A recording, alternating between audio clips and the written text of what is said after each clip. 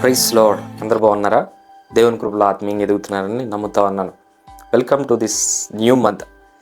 ఈ జూన్ మంత్లోకి దేవుడు మనల్ని నడిపించాడు. ఇప్పటి వరకు ఈ 5 నెలలు ఈ సంవత్సరంలో దేవుడు మనల్ని కాపాడాడు. అండ్ ఈ న్యూ మంత్లోకి దేవుడు మనల్ని నడిపించిన విధానాన్ని బట్టి నేను దేవుని ఎంతగానో స్తుతిస్తూ ఉన్నాను. ఈరోజు ఈ డైలీ ప్రాఫిటిక్ వర్డ్కి మిమ్మల్ని ఆహ్వానిస్తూ ఉన్నాను. ఈ న్యూ మంత్లో దేవుడు మనకు ఒక వాగ్దానం ఇస్తూ ఉన్నాడు. శ్రమల్లో ఉన్నావా, కష్టాల్లో ఉన్నావా, ఇబ్బందుల్లో ఉన్నావా, బాధల్లో ఉన్నావా, ఎవరు నాకు సహాయం చేస్తారు అని ఆలోచిస్తున్నావా, నా అప్పుల నుంచి ఎవరు నన్ను విడిపిస్తారని ఆలోచిస్తున్నావా, నా రోగాల నుంచి నన్ను ఎవరు కాపాడుతారు, ఎవరు నన్ను స్వస్థపరుస్తారు, ఎన్నో చేశాను నా రోగాలు తగ్గడానికి, ఎన్నో ప్రయత్నాలు చేస్తున్నాను నా కష్టాలన్నీ పోవడానికి అని ఇలా చాలా ప్రయత్నాలు చేసి నిరుత్సాహమైన పరిస్థితిలో నువ్వు ఉండొచ్చు. కానీ ఈరోజు ఒక వాగ్దానాన్ని దేవుడు నీకు ఇస్తూ ఉన్నాడు. ఆ వాగ్దానం ఏంటంటే, ఒకసారి మనం కీర్తనల గ్రంథం 86వ అధ్యాయం 7వ వచనం ఒకసారి మనం చదువుదాం. నీవు నాకు ఉత్తరం ఇచ్చువాడు గనుక నా ఆపత్కాలమందు నేను నీకు మొరపెట్టుదును. హల్లెలూయా. మనం కష్టాల్లో ఉన్నప్పుడు, మన ఇబ్బందుల్లో ఉన్నప్పుడు అందరూ మనల్ని విడిచిపెట్టి వెళ్ళిపోతారు. అనుకున్న వాళ్ళు, మనకి సహాయం చేస్తారు అనుకున్న వాళ్ళు కూడా మనకి దూరం అయిపోతారు. మనం కష్టాల్లో ఉన్నామంటే చాలు, చుట్టాలు కూడా మన దగ్గరికి రారు, ఫ్రెండ్స్ కూడా మన నుంచి దూరం అయిపోతారు. కానీ నీ కష్టాల్లో, నీ ఆపత్కాలంలో నీకు ఉత్తరం ఇచ్చేది మాత్రం దేవుడు మాత్రమే. ఈరోజు దావీదు ఈ కీర్తన రాస్తూ అంటున్నాడు ఈ మాట, నీవు నాకు ఉత్తరం ఇచ్చేవాడు కనుక నా ఆపత్కాలమందు నేను నీకు మొరపెట్టదును. ప్రభువా, నా ఆపత్కాలమందు నీవు మాత్రమే నాకు ఉత్తరం ఇస్తావు, నా కష్టాల్లో నీవు మాత్రమే నన్ను ఆదుకుంటావు కనుక నేను నీకే మొరపెడతా ఉన్నాను ప్రభువా అని దావీదు ఈ కీర్తన రాస్తూ ఉన్నాడు. రామయ్య అనే ఒక వ్యవసాయకుడు ఉన్నాడంట. అతను ఒక అతని దగ్గర అప్పు తీసుకొని వ్యవసాయం చేశాడంట. ఆ సంవత్సరం పంటలు సరిగ్గా పండక రామయ్య ఆ వడ్డీ వ్యాపారికి అప్పు తీర్చలేకపోయాడంట. ఈ కష్టాన్ని బట్టి రామయ్య ప్రార్థన చేయడం స్టార్ట్ చేశాడంట.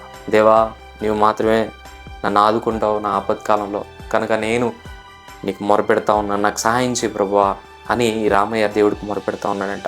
అయితే ఆ వడ్డీ వ్యాపారి, నువ్వు కనుక డబ్బులు కట్టకపోతే నిన్ను రోడ్డు మీదకి ఈడుస్తానని బెదిరించి వెళ్ళిపోయాడంట. అయినా కానీ ఈ రామయ్య విశ్వాసం వదిలిపెట్టకుండా దేవుడికి ప్రార్థన చేస్తూ ఉన్నాడంట. తర్వాత రోజు ఈ రామయ్య ఇంట్లోకి ఒక చిలుక ఎగురుకుంటూ వచ్చిందంట.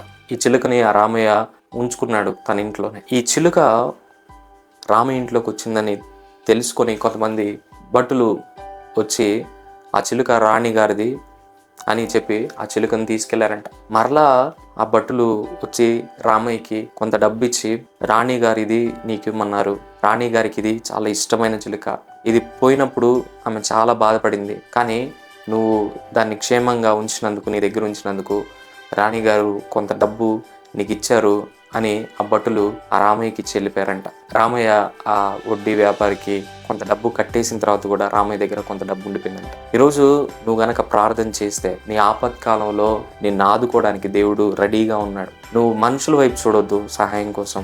మనుషులు ఎవ్వరు నీకు సహాయం చేయరు. నువ్వు కష్టాల్లో ఉన్నావని తెలిస్తే చాలు, మనుషులందరూ నీకు దూరం అయిపోతారు. నువ్వు అప్పుల్లో ఉన్నావని తెలిస్తే చాలు, నీ ఫ్రెండ్స్ ఎవరు నీ ఫోన్ ఎత్తరు. నువ్వు అప్పుల్లో ఉన్నావని తెలిస్తే చాలు, నీ చుట్టాలు ఎవరు నీ ఫోన్ ఎత్తరు. నువ్వు కష్టాల్లో ఉంటే మనుషులందరూ దూరం అయిపోతారు. నువ్వు మంచిగా ఉన్నప్పుడే మనుషులందరూ నీతో ఉంటారు. కానీ నీవు ఆపత్కాలంలో ఉన్నప్పుడు నువ్వు మొరపెడితే నీకు సహాయం చేసేది దేవుడు మాత్రమే. కాబట్టి దేవుడికి మొరపెట్టు. నువ్వు ఏ సమస్యతో బాధపడుతున్నావో నాకు తెలియదు, ఏ ఇబ్బందుల్లో ఉన్నావో నాకు తెలియదు, ఏ శ్రమల గుండా, ఏ అప్పుల గుండా, ఏ రోగాలు అనుభవిస్తూ నువ్వు ఉన్నావో నాకు తెలియదు. ఈరోజు దేవుడికి మాత్రం మొరపెట్టు. దేవుడు నీ ఆపత్కాలంలో నిన్ను ఆదుకుపోతా ఉన్నాడు. ఈ వాగ్దానం దేవుడు నీకు ఇస్తా ఉన్నాడు. ఈ వాగ్దానం ఈ మంత్ కోసం కూడా, ఈ మంత్ మొత్తానికి ఈ వాగ్దానం దేవుడు నీకు ఇస్తా ఉన్నాడు. ఈ వాగ్దానాన్ని ధ్యానించు, ఈ వాగ్దానాన్ని పట్టుకో, ప్రార్థన చేయి. నీకోసం చిన్న ప్రార్థన చేస్తాను. మహాపరిశుద్ధుడా యేసయ్యా, నీకు వందనాలు, స్తోత్రాలు అయ్యా. నీ కృపను బట్టి నీకు వందనాలు నాయన.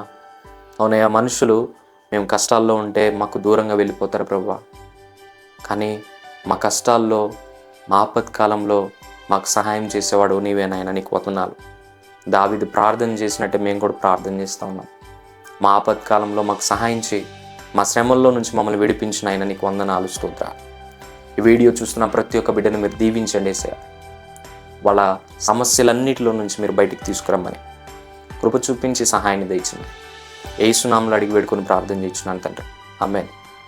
ఈ వీడియో ద్వారా మీరు దీవించబడ్డారని నేను నమ్ముతా ఉన్నాను. ఈ వీడియో ద్వారా మీరు దీవించబడ్డట్టయితే ఈ వీడియోని మీరు అనేక మందితో షేర్ చేయండి. వాళ్ళు కూడా ఈ ఆదరణకరమైన మాటలు విని బలపరచబడతారు. మన సోషల్ మీడియా అకౌంట్స్ని మీరు ఫాలో అవ్వండి. ఒకవేళ కొత్తగా ఈ ఛానల్ని చూస్తే ఈ ఛానల్ మీరు సబ్స్క్రైబ్ చేయండి. ఈ ఛానల్ని మీరు అనేక మందితో షేర్ చేయండి. అలాగే ఈ రోజు నుంచి మనకి 3 days ఫాస్టింగ్ ప్రేయర్స్ ఉంటా ఉన్నాయి. ప్రతిరోజు 9 to 10:30 లైవ్స్ ఉండబోతా ఉన్నాయి. నేను మీకోసం ప్రత్యేకంగా ప్రార్థన చేయబోతా ఉన్నాను. Thank you all. God bless you. Have a blessed month. Have a blessed day. God bless you. Praise lord.